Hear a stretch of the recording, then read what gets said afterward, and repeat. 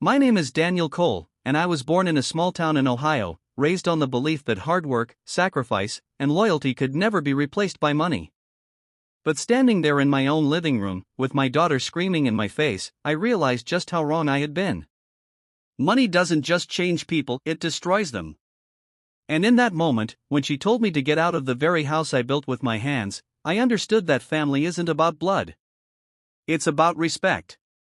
Are you deaf, Dad? I said get out. My daughter, Harper, shouted so loudly the walls seemed to shake.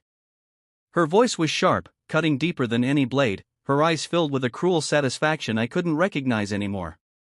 She stood there in designer heels, arms crossed, pointing to the door like I was a stranger off the street.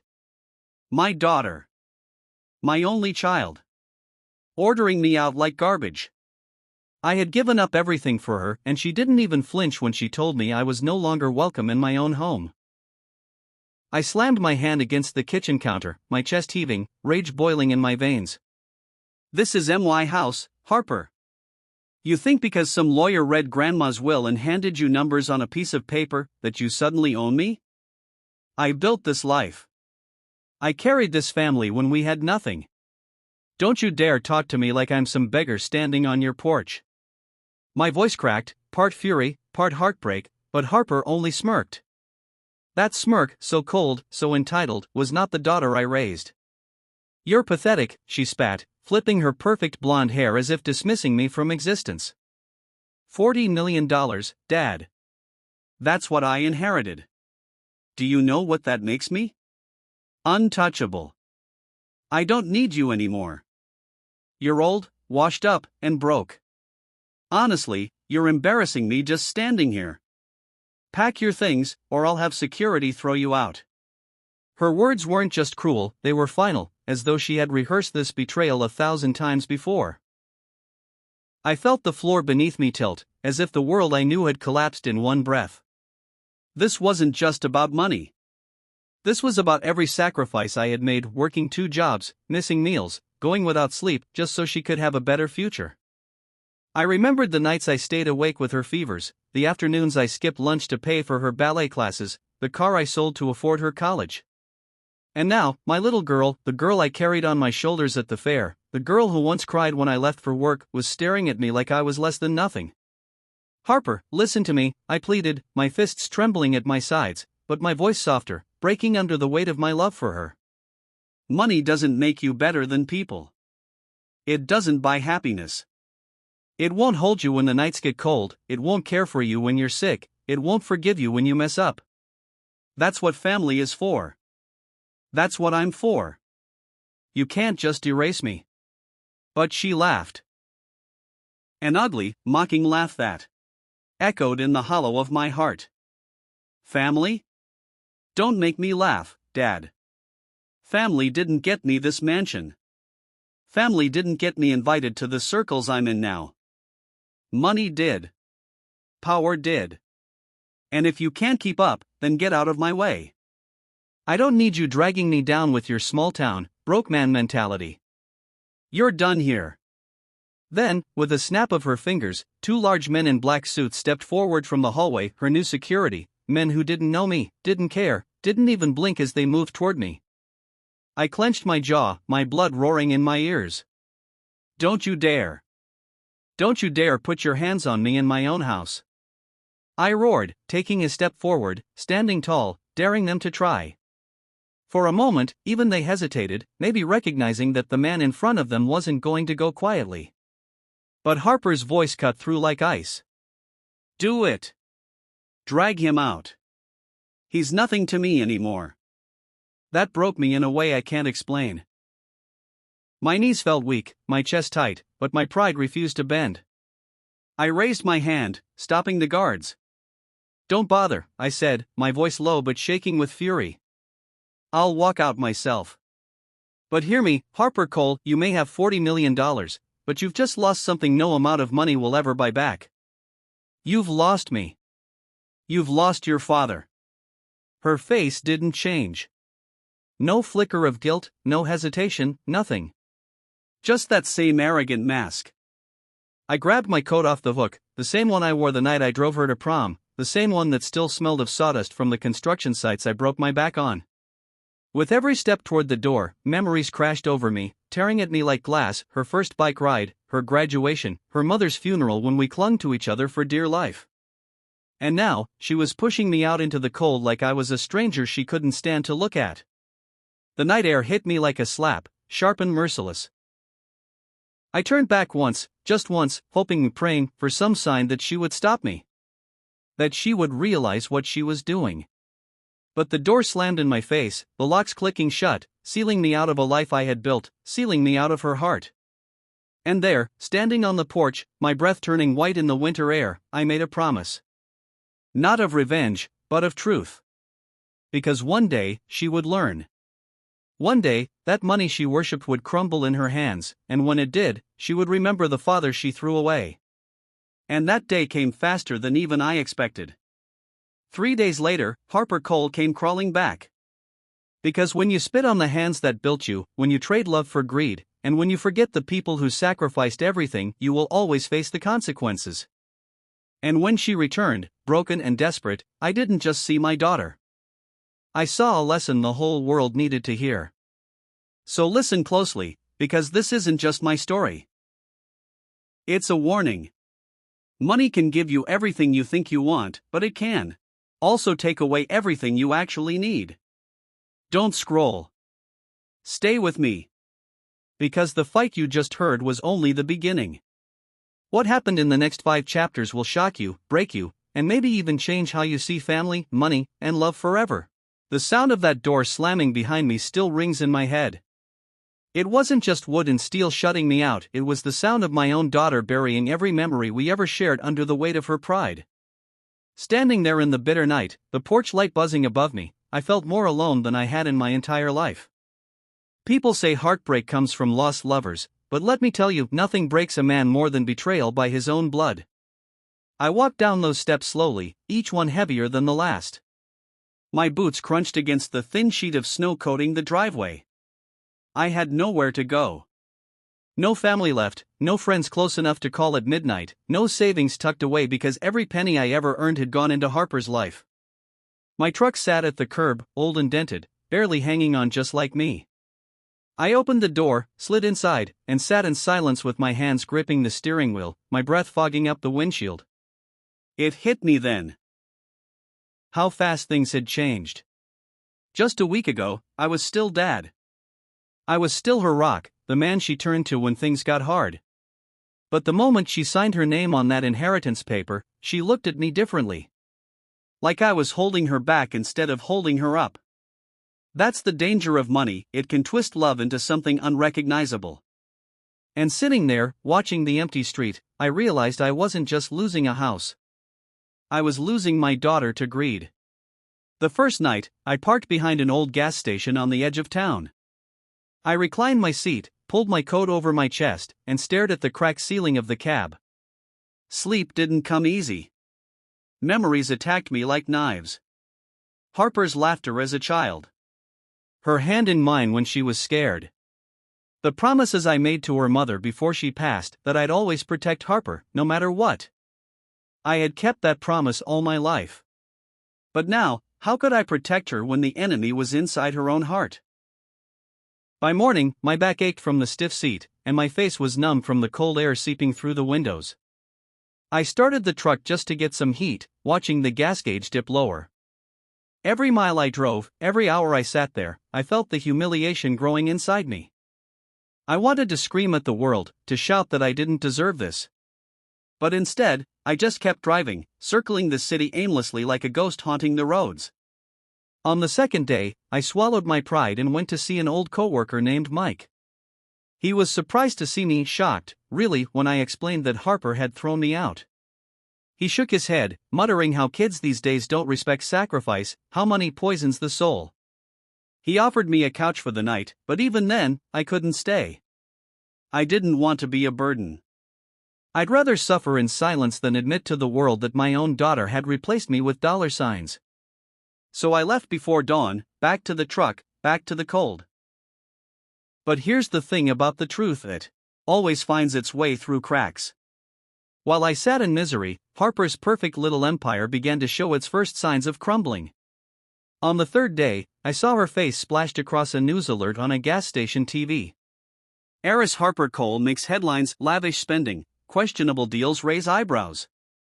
I stood there frozen, coffee burning my hands, staring at the screen as reporters talked about her reckless choices, her sudden rise into social circles that were using her for her money, her name already linked to scandals she couldn't possibly escape. I wanted to laugh. I wanted to shout, "I told you so." But deep down, all I felt was fear. Because this wasn't just about losing money, it was about losing herself. And I knew that when the walls started closing in, she wouldn't run to her so-called friends, her lawyers, or her bodyguards. She would come back to me. Because no matter how far you run, no matter how high you climb, when the world turns on you, the only place left to go is home.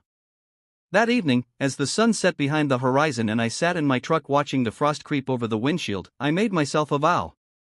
If she came back, when she came back, I wouldn't just take her in with open arms like before. I wouldn't make it easy. She needed to understand the pain she caused, the value of what she threw away. She needed to learn the difference between riches and wealth. Riches fade, but wealth is love, respect, family. And she wouldn't learn that lesson until she faced the cost of her betrayal.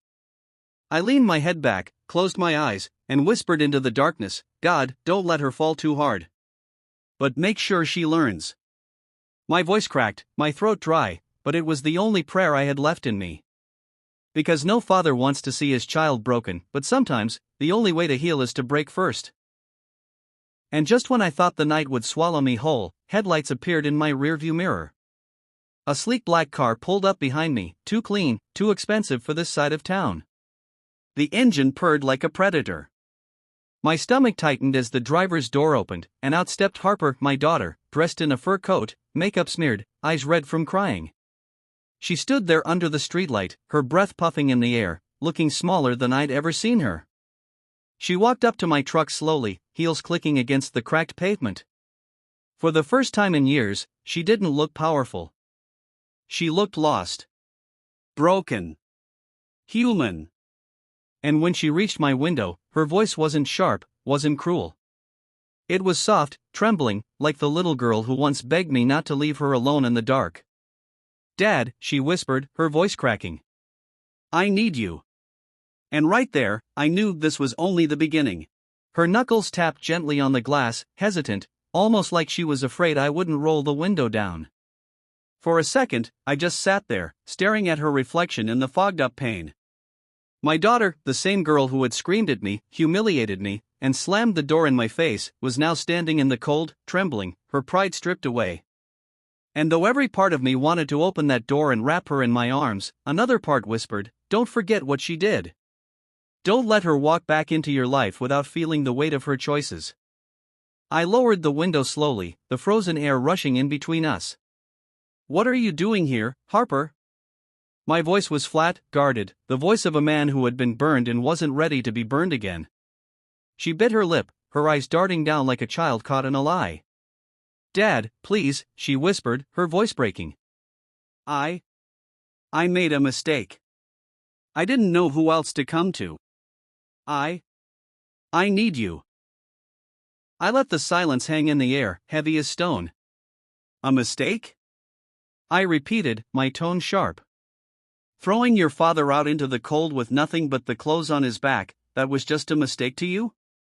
I leaned closer, my eyes narrowing. "Or is it that your money finally stopped buying you friends?"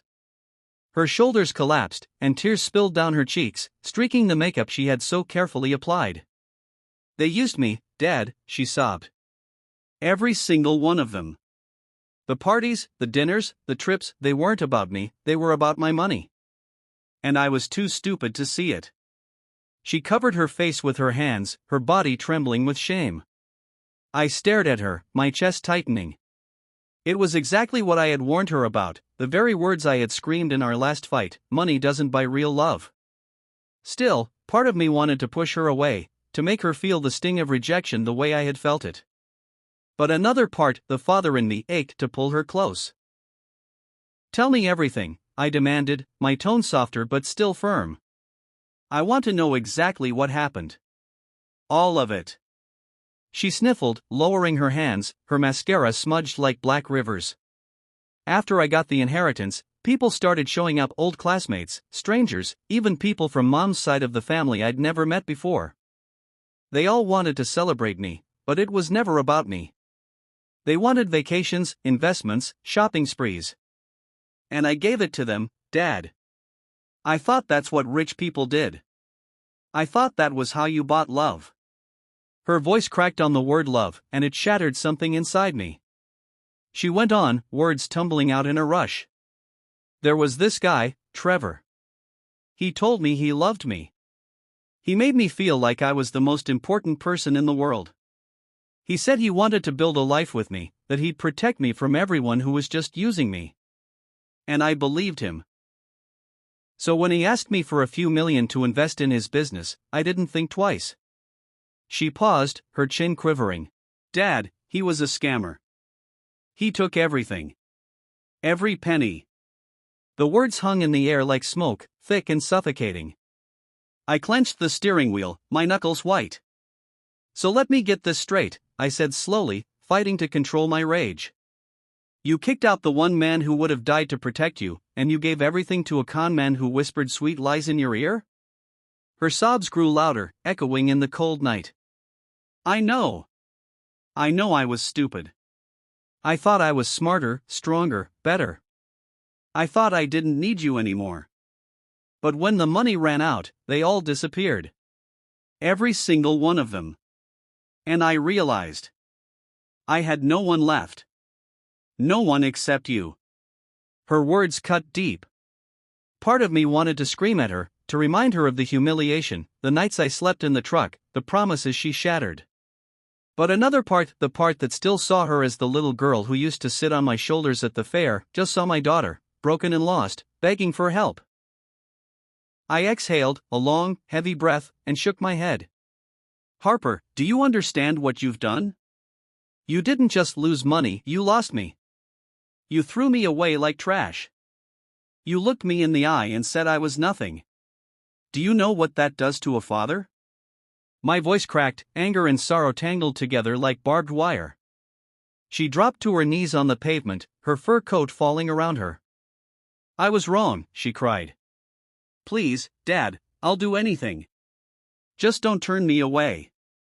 I don't care if we're broke. I don't care if I have to start over from nothing.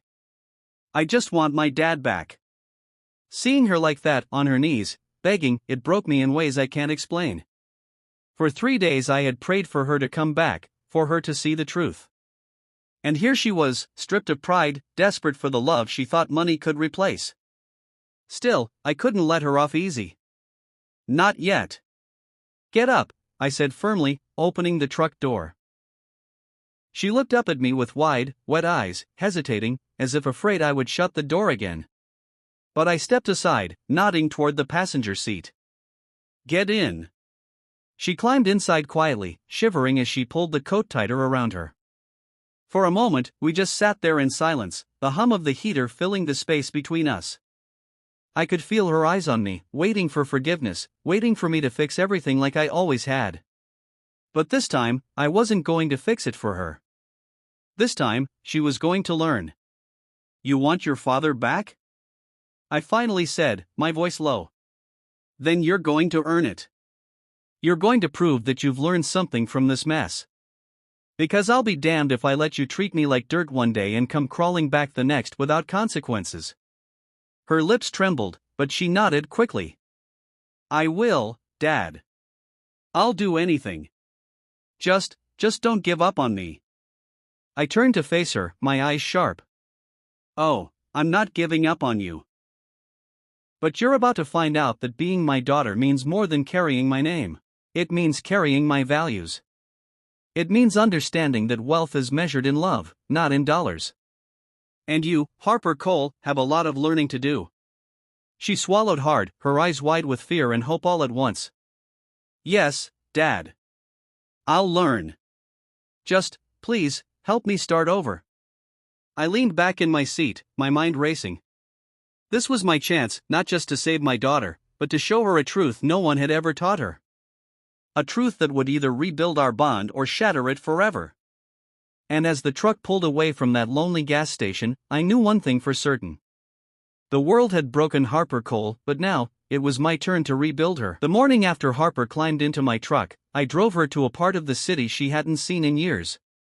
Not the glittering high-rises or the fancy malls where she used to shop, but the older blocks, where hard-working families struggled to keep the lights on. The streets were cracked, the storefronts faded, but there was life here, real life. Children running to school with backpacks too big for their shoulders, men loading trucks before the sun had even burned away the frost, women opening diners with tired but determined smiles. Harper sat stiff in the passenger seat, clutching her designer bag like it was armor. She looked out the window with a mixture of confusion and disgust. "Dad, why are we here? This place looks dangerous." Her tone was sharp, but beneath it, I heard fear. I pulled the truck into the gravel lot of a small community center, the same one where I'd volunteered on weekends back before life swallowed me whole. The paint peeled from the siding, and the sign hung crooked, but inside, I knew the heart of the neighborhood beat strong. I turned off the engine and looked her dead in the eye. "We're here," I said firmly, "because this is where your lessons begin." Her brows furrowed. "Lessons? What are you talking about?" I leaned forward, resting my arms on the steering wheel. "You lost $40 million, Harper. You threw away not just money, but respect, dignity, and your own father. Now, if you want to rebuild, you're not starting with silk sheets and champagne. You're starting here, with the people who know the true value of a dollar." Her eyes widened, horrified. "You want me to, what? Work here? With them?" She gestured toward a group of men unloading boxes from a rusty van. "Yes," I said without hesitation.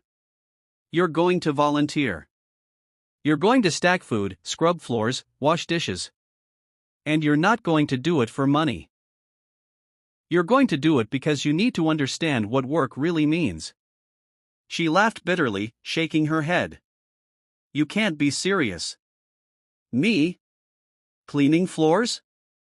I've never even..." "Exactly," I cut in sharply. "You've never done it. And that's the problem. You lived in a bubble of privilege, and it made you think you were better than everyone else. But those people you look down on, Harper? They're the ones who know what wealth really is, because they build it with their hands, their sweat, and their love for each other." Her mouth opened as if to argue, but when she saw the fire in my eyes, she stopped. For once, my daughter had no words. We got out of the truck, and I led her inside. The air smelled of disinfectant and cooking oil, mixed with the faint scent of worn wood. Volunteers bustled around, an older woman stirring soup, a teenager sweeping the floor, a man arranging clothes on racks for the needy. When they saw me, smiles lit their faces. "Daniel! Haven't seen you in ages," one of them said, clapping me on the back. I smiled faintly. "Yeah, been a while. I brought someone who needs to learn the ropes." I gestured toward Harper, who stood frozen, her heels clicking nervously against the tile.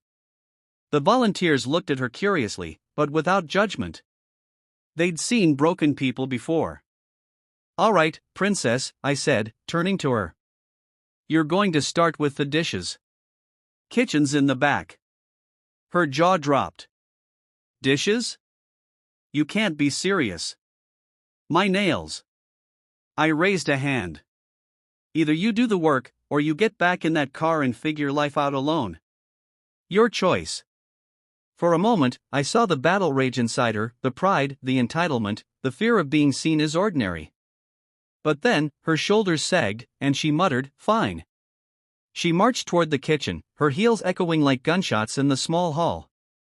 I followed, leaning against the doorway as she stood at the sink, staring at the mountain of plates.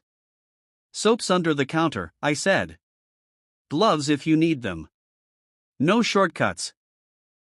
Her hand shook as she slipped on the rubber gloves and turned on the water. At first, she splashed, fumbled, complained. "This is disgusting. The water's too hot. The plates are greasy." She muttered under her breath, glaring at me every few minutes like this was some cruel punishment. But after an hour, something changed. The complaints grew quieter. Her movements steadied. She stopped worrying about her nails and focused on getting the job done. She didn't see it yet, but I did. Humility was slowly cracking through the armor of entitlement she had built around herself. By lunchtime, she was sweating, a strand of blonde hair stuck to her forehead. When she came out of the kitchen, carrying a tray of clean dishes, one of the older volunteers smiled warmly. "Good work, sweetheart. Didn't think you had it in you." For the first time in years, I saw Harper blush, not out of embarrassment, but out of pride. Real pride. Not from flashing wealth, not from being the center of attention, but from doing something that mattered, even if it was small. After hours of cleaning, serving meals, and folding clothes, she collapsed into a chair, exhausted. I sat across from her, sipping a cup of lukewarm coffee. "How do you feel?" I asked. She wiped her forehead, breathing hard. "Tired. Sore. Gross." Then, after a pause, her voice softened. "But I don't know. It feels different. Like I actually did something today. Something real." I leaned back, nodding slowly. "That's called work, Harper. It doesn't make headlines. It doesn't buy you friends. But it gives you something money never can, self-respect." She stared at me for a long moment, her eyes glistening. "I think I get it now, Dad. I think I finally understand what you meant." But I shook my head. "No," I said firmly. "You're starting to understand. But you've got a long way to go. And if you want me back in your life, if you truly want redemption, you're going to have to walk that road with your head down and your hands dirty. Every single day." She nodded, slowly at first, then with determination. "I'll do it. I'll do whatever it takes. Just don't give up on me." I looked at her, really looked at her, and for the first time since she slammed that door in my face, I saw a glimmer of the little girl I once knew. The one who laughed without worrying who was watching, who cried without shame, who loved her father without condition. And in that moment, I allowed myself to believe that maybe, just maybe, she could come back from the edge. But I also knew the world wasn't done testing her. Not by a long shot. Because when word got out that Harper Cole, the heiress who had once flaunted her millions, was now scrubbing floors and washing dishes at a community center, the vultures would circle. The same people who drained her dry before weren't going to disappear quietly. They would come for her again. And next time, the stakes would be higher. I took a deep breath, watching her sip water from a paper cup, her hands raw from soap and scrubbing. "This is only the beginning, Harper. The road ahead is going to hurt more than you realize. But if you're serious about changing, if you're serious about becoming more than just a girl with money, then I'll be right here." She nodded again, and for once, there was no arrogance, no entitlement, only gratitude. And as we left the center that evening, the winter air biting at our faces, I knew something powerful had begun. Not just for Harper, but for me too. Because sometimes, a father has to let his child fall. And sometimes, that fall is the only way they'll ever learn to stand tall again. It didn't take long for word to spread. By the end of the week, people were whispering about it in coffee shops and grocery store lines. "Did you hear? Harper Cole is working at the community center. Washing dishes. Serving food." Some laughed, some sneered, and some shook their heads with pity. For a girl who once made headlines for million-dollar shopping sprees, this was the kind of humiliation money couldn't cover. But Harper surprised me.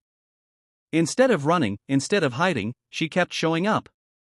Every morning she put on old jeans, tied her hair back, and worked beside the volunteers like she belonged. I watched her scrub floors, serve soup, and hand out clothes, and though she was clumsy at first, every day she grew steadier, humbler, stronger. And for the first time, I thought maybe my daughter really was changing. But the world doesn't let you change without a fight. It happened on a gray Thursday afternoon. Harper was outside sweeping the front steps when a sleek black SUV rolled up to the curb. The tinted window lowered, and a familiar voice called out, dripping with mockery. Well, well, well. If it isn't Little Miss 40 Million, reduced to playing janitor. Harper froze, the broom trembling in her hands.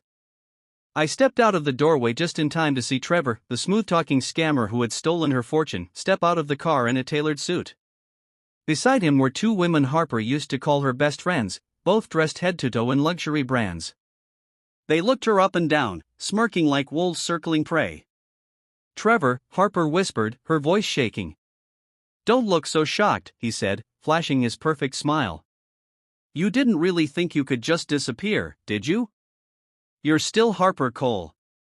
The world doesn't forget a name like that." He glanced at the broom in her hand, then burst out laughing. "Although, I must say, this is quite the downgrade." "Sweeping floors? Really? What happened to the girl who used to drink champagne on rooftops?" The women snickered, one pulling out her phone. "Oh my God, I need a picture of this," she said. "Our little heiress turned housemaid. This is gold." I clenched my fists, every muscle in my body ready to snap. But I forced myself to stay back, to let Harper face them. Because this was her test, not mine. Harper's face turned red, her eyes wet, but she didn't drop the broom. She gripped it tighter, standing straighter than I'd seen in years. "You shouldn't be here," she said, her voice trembling but steady. Trevor chuckled, stepping closer. "Relax, Harper. I'm not here to fight. I just thought I'd offer you an opportunity. You see, I've got a new deal. Bigger than before. And I know you're broke now, but you still have a name. Influence. If you put your face on this project, investors will line up. We could be rich again, you and me. Back on top where we belong." Her lips parted, her breath catching. I could see the battle inside her, the old Harper, desperate for status, and the new Harper, trying to hold on to what she'd learned. The women leaned in, whispering poison. "Come on, Harper. You don't belong here with these nobodies. You belong with us. In penthouses, at parties. Don't you miss it?" For a moment, I thought she might break. Her eyes flicked toward me, just for a second, as if asking for strength. I didn't move. I didn't speak. This was her moment. Then, Harper did something that stunned even me. She dropped the broom. Not in defeat, but in defiance. She took a step forward, her chin high, her voice sharp as a blade. "You're right, Trevor. I used to belong there. I used to think money and parties made me somebody. But you know what? That life nearly destroyed me. And I let you destroy me once. Never again." The smirk slid off Trevor's face, his jaw tightening. "Careful, Harper," he hissed. But she wasn't finished. She turned to the women, her former friends, and shook her head. "You laughed at me when I lost everything, and now you think you can come here and laugh again? Go ahead. Post your pictures. Mock me. But while you're sipping cocktails off someone else's dime, I'll be here doing something real. Because I finally learned respect is worth more than riches." The women's smirks faltered, their laughter dying in their throats. Trevor sneered, leaning in close. "Don't act high and mighty, Harper. You're nothing without people like me. Nothing." Harper's voice shook, but it was strong. "No. I'm nothing without him." She turned, pointing at me. "My dad. The man I threw away for people like you. He's the only one who's ever loved me for real. And I won't make the mistake of forgetting that again." My heart nearly burst. For the first time in a long time, I saw my daughter standing tall, not because of money, not because of image, but because of truth. Trevor's face twisted with anger, but he knew he'd lost. He shoved his hands in his pockets and stalked back to the SUV. "Pathetic," he muttered. The women followed, shooting Harper dirty looks, but there was no laughter now. The SUV roared away, leaving only silence in its wake. Harper stood there, her shoulders shaking, tears streaming down her face. I walked toward her slowly, laying a hand on her shoulder. She turned, collapsing into my arms, sobbing against my chest. "I did it, Dad," she whispered. "I finally said no." I held her tight, my throat thick. "Yes, you did. And I've never been prouder." That night, as we drove home in the old truck, I knew something had changed forever. Harper wasn't just trying to change anymore, she had changed. And though the road ahead would still be hard, I finally believed she would never go back to who she was. But I also knew the story wasn't over. Because redemption isn't just about turning your back on the past, it's about proving you've built a new future. And for Harper Cole, the final test was still waiting. The morning after Trevor's visit, Harper woke up early. I found her sitting at the kitchen table with a notebook open, her pen moving across the page. The girl who used to roll out of bed at noon and complain about the sunlight was now awake before me, scribbling like her life depended on it. "What are you writing?" I asked, pouring myself some coffee. She looked up, her face serious. "A plan." "A plan for what?"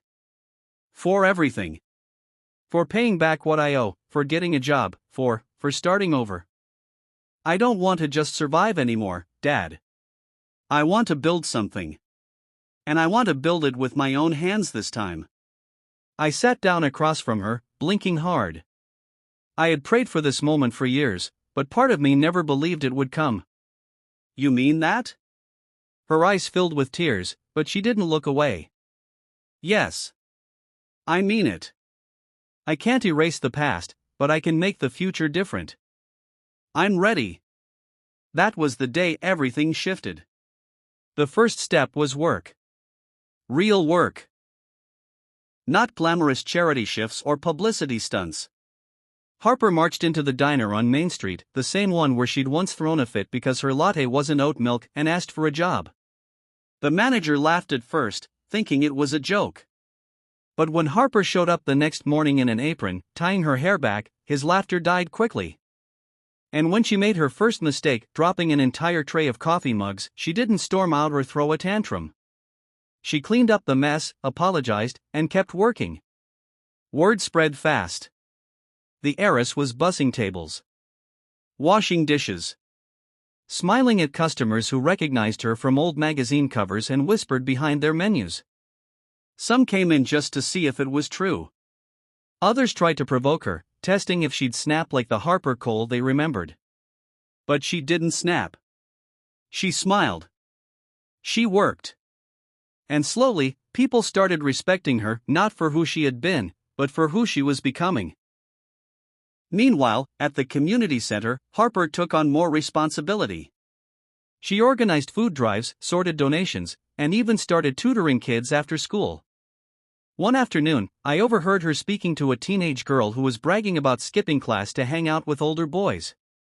"Don't waste your life on people who don't care about you," Harper told her, her voice trembling but firm. "I made that mistake, and I lost everything. Trust me, it's not worth it." The girl rolled her eyes at first, but I saw something flicker in her expression. Maybe Harper had reached her in a way no lecture ever could. I realized then Harper wasn't just changing. She was using her past to help others avoid the same mistakes. That was redemption in its truest form. Of course, Trevor wasn't done. Snakes never disappear without one last strike. A month later, he showed up again, this time at the diner. He sat at a booth, smirking as Harper nervously approached with a notepad. "Table for one?" she asked, her voice steady but her hands trembling. He leaned back, eyeing her apron. "So it's true. The princess really has become a peasant. Must be humiliating." Harper tightened her grip on the notepad but didn't flinch. "What would you like to order?" Trevor chuckled. "I'll take a black coffee. And maybe a slice of humble pie, since you seem to be serving it by the plateful." The old Harper would have thrown the coffee in his lap. But this Harper nodded calmly, wrote it down, and walked away. When she brought the coffee, Trevor leaned in, lowering his voice. "Listen, Harper. This act? It's cute. But it won't last. You and I both know you're not cut out for this life. Come back with me. We'll build something bigger. You don't belong here. Harper set the cup down and finally looked him dead in the eye.